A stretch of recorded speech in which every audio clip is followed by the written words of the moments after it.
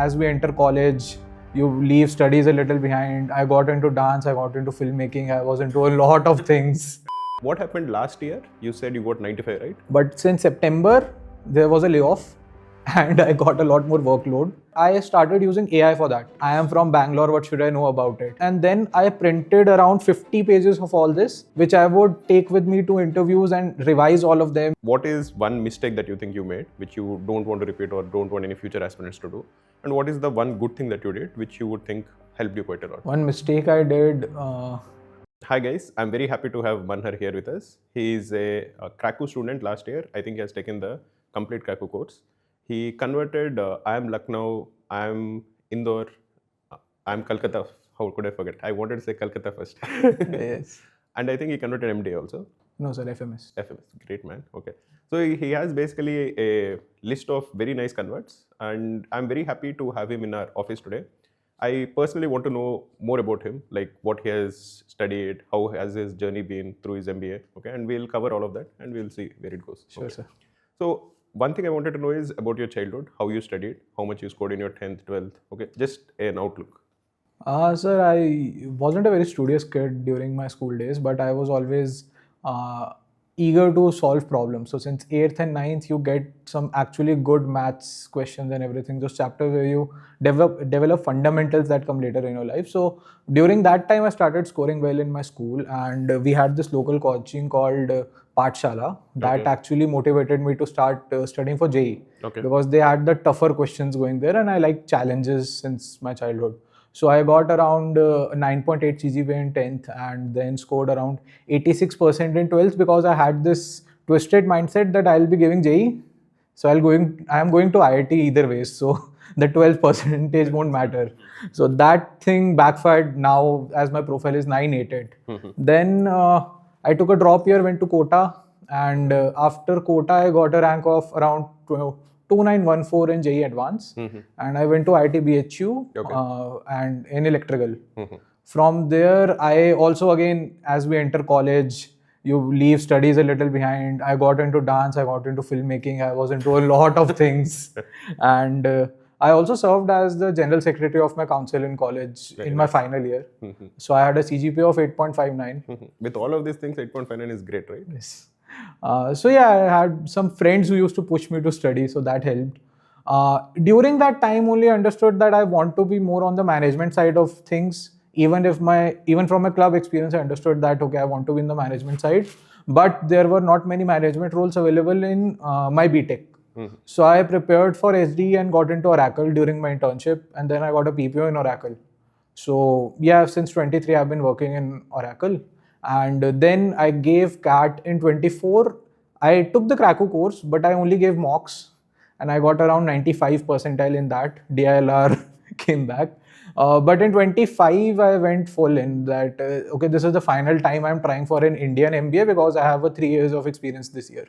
So after this, I would have given GMAT and then looked for some job switch or something. So this year I went all in, and then I was able to score a 99.97 and then get the converts. So what is the sectional split this time? I had 100 in VRC, Fantastic. 99.84 in DLR, and 97.22 in quants. Okay. So I have the opposite engineer score. Yeah, that's what even I'm actually surprised, because I thought, okay, going to IIT BHU, actually going through that JEE grind, which definitely helps in CAT Quant.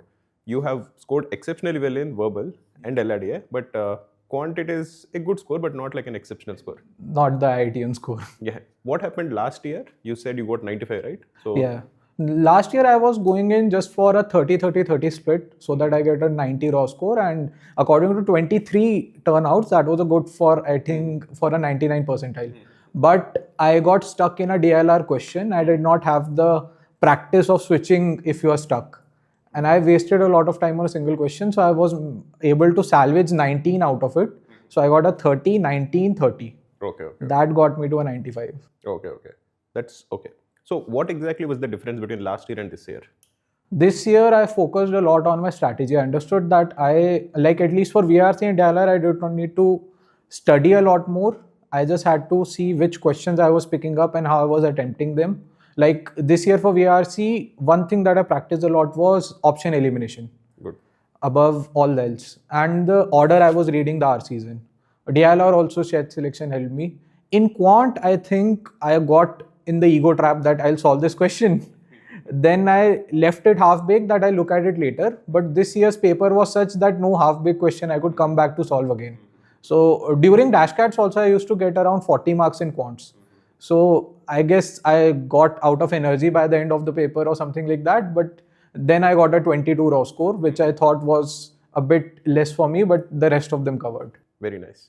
One thing I wanted to know is, after scoring 95, okay, were you confident when you're preparing that this time I can hit a 99.8? I'll tell you where I'm coming from. I talk to so many gym candidates, okay, so many, okay, at least on a day-to-day basis, somebody who has scored 93, 94, 95, they come and tell me, sir, I'm a gem, okay, I need 99.8, okay, and that is impossible, okay. So how is your mindset? Because 95 is a good score, but for a gem candidate, 95 seems so far away from 99.8. Yes. So what was your mindset when you're preparing? Sir, I broke it down into parts. Like for me, I was looking at what is the total raw score I need. So I targeted 120, that in any case I'll get to a 120. Then I looked at the split that I can get. So I was averaging around 14 VRC and 14 quants. So I had to either increase them or increase my DLR. But since DLR was a bit flexible, so for me, the confidence came from the fact that I am able to break it down into parts and I was sure of which part I am confident in and which part I'll have to work out more on. So that way helped me climb up step by step rather than just looking at the entire mountain directly. True. Yeah, very smart way of looking at it. Okay. Good. So your profile also is good. 988 is a pretty decent profile, so that should not be an issue. So fine. One thing I wanted to know is, how was your day like, okay, when you're preparing for CAT? Say from when did you start seriously preparing this year, and how was your day like? So I started seriously from around July, August, and I had two phases because earlier in my company I used to have less work, so I used to focus a lot more on studying. But since September, there was a layoff and I got a lot more workload. So that time I was double timing. So what I did was I used to solve sectionals and questions. Like I'll wake up, I'll do my job, and generally I had to work till night also because I'm an Oracle. So we had nighttime meetings also. So I would just solve small things like daily target and sectionals during the weekday. But on weekends, I used to pull up like 3 mocks in a row and then analyze them. So I basically sacrificed a lot of my weekends so that I was able to hit a good strategy by the time I was in November. I also skipped Diwali this year. I stayed back in Bangalore and just studied because everyone was back home. I had holidays from work also. So I did a lot of these things. I took a week off before CAT just so that I could relax my mind. I wasted my vacation leave just for this so that I can relax my mind and walk into CAT with a peace of mind that I don't have any work pending or anything like that. True. Very good. One thing I wanted to ask is, again, many people ask me, like, my job is very hectic. Did the thought of like quitting before CAT come, or did you not think of it? Or No, because for me it was like either CAT or switch jobs to a better company. And I was thinking that I have time in Oracle at least to study. If I go to some better job, I might not get time, and I was dead set that I have to do an MBA some point in my life. So I thought better to give it a full try in Oracle and then see if I'm not able to convert, then go somewhere else. very nice. So after CAT was over, I think, did you realize that you did well, or you were thinking that, okay, I underperformed in quant? I had the quant doubt more because I did VRC and DLR in full flow state. I didn't even look at, because in VRC I attempt all the 24 questions, so I generally don't have the time to overthink. That is a strategy I do, that 24 questions, no time to overthink. So I didn't register what I'm doing. In quant, I had at least 3 questions which I realized I have done either wrong or I could have done just walking down the steps. You know, you have half-baked equations in your head and you're like, oh, this was the answer, or I should have marked this. So I realized, okay, I messed up the paper because I just had quant in my mind. So I realized I messed up the paper, and till I got the raw score in my hand after the response sheets came in, I was very nervous that if VRC doesn't pull through, if DLR doesn't pull through, then the score will be bad and I'll have to go for GMAT. But then my final score was, I think, raw score was 126. So by that time I was good. So, yeah. So how much did you score in verbal? I know you scored 100, but what is the score? I had a raw score of 60, but I was in slow 2, so it scaled up to 63.6. Nice. 60, 82 and 44. 60, 42, 24. 24, okay, good, very nice, excellent. So this is very nice. So once the response sheet came, okay, how were you preparing for your interviews? You would have had all the calls, right? Yeah. BLACKI calls. Yeah, I had all the. So how did you start preparing? I asked a few friends like who were in Ahmedabad, who were in Bangalore, like if they had any coaching or not, because I decided to go all in, not taking any half measures. So I took a coaching and online coaching from a sir in Delhi. So there I started preparing. I started revising electrical engineering because I got to know they ask your BTech subjects. I started reading opinion pieces in newspapers because I knew it will help me with that also, and also if they ask something related to current affairs. So rather than just knowing the news, I will have some opinion to give.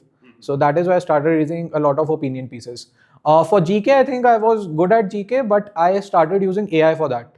Like, I am from Ambala, what should I know about it? Oh, nice. I am from Bangalore, what should I know about it? Yeah, all those things. And then I printed around 50 pages of all this, which I would take with me to interviews and revise all of them, CEOs, alums, all this list I had with me, so that if they ask me, I would start throwing facts. Yeah, no, this is very smart. Again, these are things that you develop only after you think about it for some time. Yeah.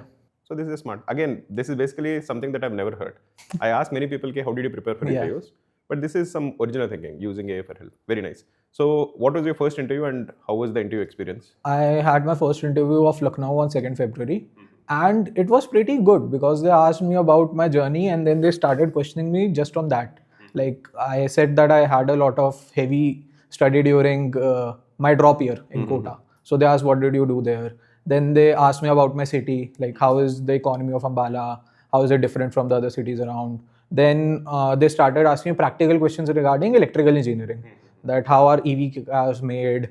How is electrical different from electronics? All these basic questions. So I never felt that I was in some very serious interview because they were very cordial with me and they were just asking based on what I was saying. So I think that helped me ease down a little, and that also took the stigma out of the interviews because that was the first one that I gave and that went pretty decent for me. And then I was able to convert also. So yeah. That way. Good. So was there any interview where you felt, okay, I completely messed up, or did you feel after coming out that, okay, this interview I didn't do well? I had this feeling with Bangalore because Bangalore I had an hour-long interview in the campus, and there were certain places where I was erratic, and that was because, so my interviews was 2nd February Lucknow, 4th February Bangalore. And I was preparing for Lucknow when the mail for Bangalore came in. So it was like I was this Wednesday and 4th Feb was a Wednesday. So this Wednesday I'm getting the mail that come to Bangalore campus on 4th. So I had no time to prepare. 2nd February Lucknow, 3rd February the VAT was online for Bangalore, 4th February Bangalore interview. And at that time I had this half-baked knowledge from all the GDPI prep that if you're taking a stand, stick to it. So I didn't realize when you don't have to do that. So they'll start with counter arguments and I was like, I have to stick. So I made a mistake that point where I was taking ethical stances where I could have been a bit more flexible, because in real life I would have been flexible. Just that half knowledge hitting my head again and again just made me stand up to that. So I think that was, I had this feeling that I had a lot of fun in this discussion because my Bangalore interview was a lot case based. They asked me, how do you decide when to make a metro in a city? And how do you make Grok profitable? Do you know about ONDC? How would you improve ONDC? So that was something I felt like I couldn't have prepared for it, but it was a very fun discussion that I had. So that way I felt good about it. But I also had this nagging feeling in my head that you have made a mistake here. You shouldn't have done that. So okay, because to be again in hindsight, I think your profile is very good for B. Yeah. Okay, you have a pretty steady like grades. Yeah. And 3 years work ex. Okay. Like screaming stability. So I would think that would have converted. But okay, okay, good. So I think first A results came, right? Yeah. Second C came or B came? Second B came. So at that time you were nervous or you were? I was completely shattered because I was targeting A or B. Like my main target while preparing for CAT also was B because I had a senior from my college who had gone to B. I used to follow his lifestyle completely. Like he is in this campus and he's gone for the exchange program. I used to look at him in every semester that how his life is changing. So B was my main target. I never thought that I'll ever get the A call also because that was a very high percentile for me also. So when B didn't come, that hit me hard. A, my interview was, my best interview I would say was A, but I didn't understand why didn't that convert. But again, when B didn't happen, I was very nervous. Although I did convert FMS in between, but I was like, should I go, should I not go? There's no campus there, but the placement will be good. So I was in the middle somewhere. And my C interview was also very mid. C interview, I gave on like 2 hours of sleep. I was working the last night. I went to the interview and they asked me just about my product for 10 to 15 minutes. I discussed that. They asked me a question about how do you differentiate between India and China economy. And it was one of the last interviews by 25th March. By that time, I had memorized all the newspapers. So I had the complete difference in that. I gave that and the interview was over. Like, they didn't ask any quants. Calcutta is supposed to be quant heavy, but they didn't ask anything. So I was a bit underwhelmed. I was like, maybe they didn't like my answers. That's why they rejected me and sent me back. But then C got converted. So I was like, okay, now I can go somewhere. Yeah. So that was a bit relief. So in this interview process, or even in the CAT process, did you suffer from burnout? Did you at any point feel, this is just too much? Yeah, sometimes I did. And those days I used to leave everything. I would like put a sick day at work. I would take my bike, roam around Bangalore and do something like that. But I sort of got an understanding at what point I give up. So I would start maintaining before that. Like you get to know that this time I have done too much. I should probably stop. And that actually reflected in my mock scores.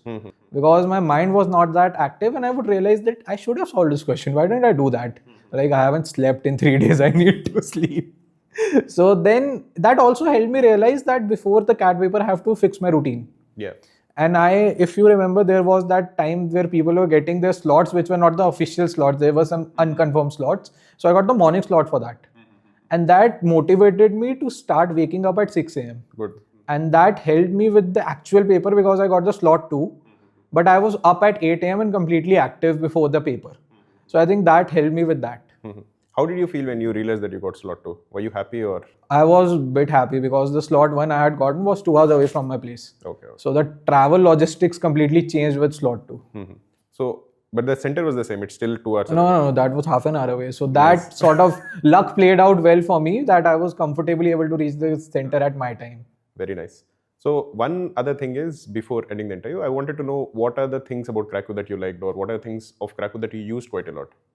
I loved the DashCATs because they were like the sort of standard. I understood that the CAT paper will not be very far from DashCATs in any way because I'd anyways given it in 2024.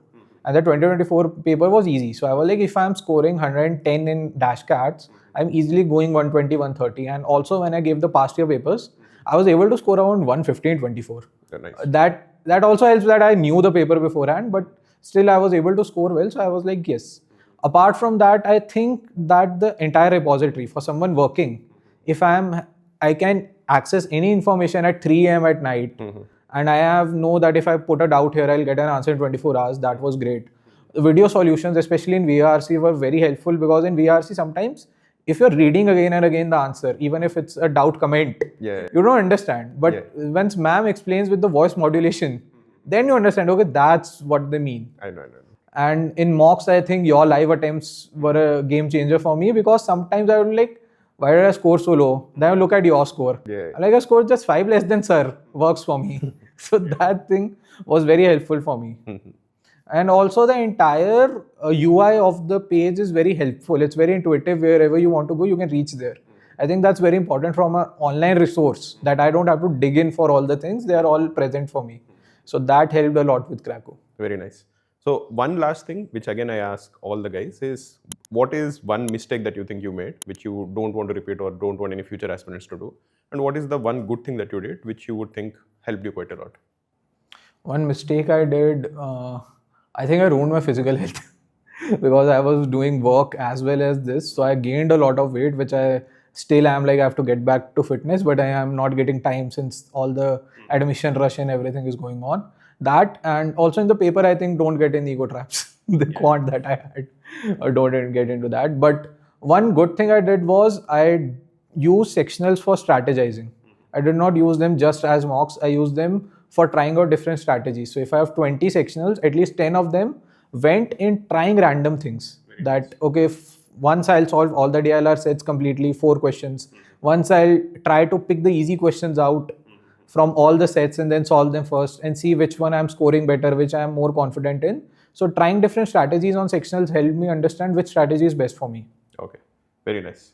Very nice, Manhar. Okay, I am so happy you came. Okay, I hope that you put in the same amount of consistency even in CE and study well there. Thank you, sir. Thank you so much.